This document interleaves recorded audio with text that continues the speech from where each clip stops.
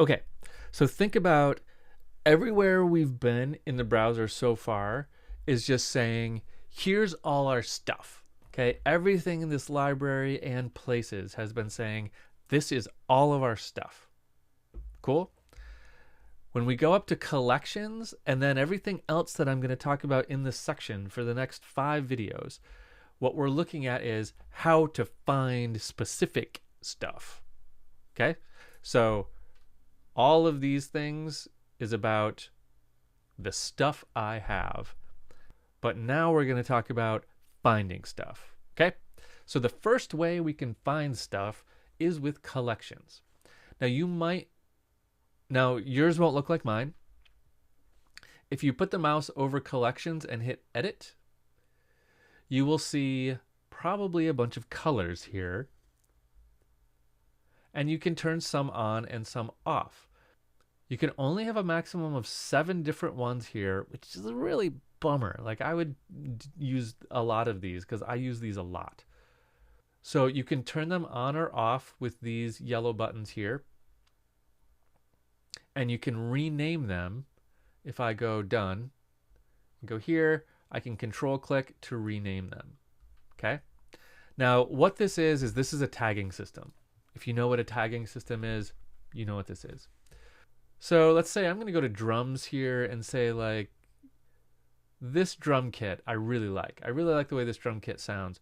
So I'm going to control click on it or right click, whichever. And I'm going to add that to drums. Okay, now it gets a little yellow dot. See? Neat. Okay, now if I go up to drums, it shows up there. Right here. Okay, so these are all drum things that I've added through tagging.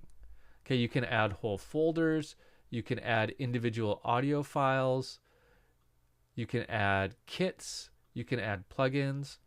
And that's the real powerful thing about this collection tagging, is that anything can be tagged as anything, right? Like, let's say this tuning, like this was a tuning I really liked using for synths or something. I could put a tuning file into my synths and now it's going to be there, right? Here it is.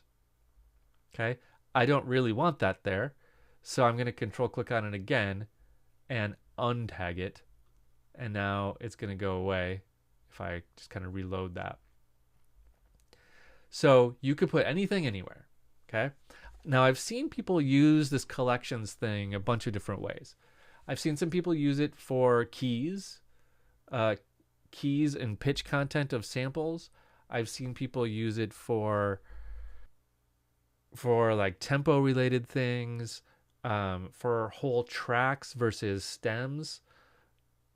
But the way I've been using it, and there's no wrong way to use it, you should use this however you want, but the way I've been using it is these categories.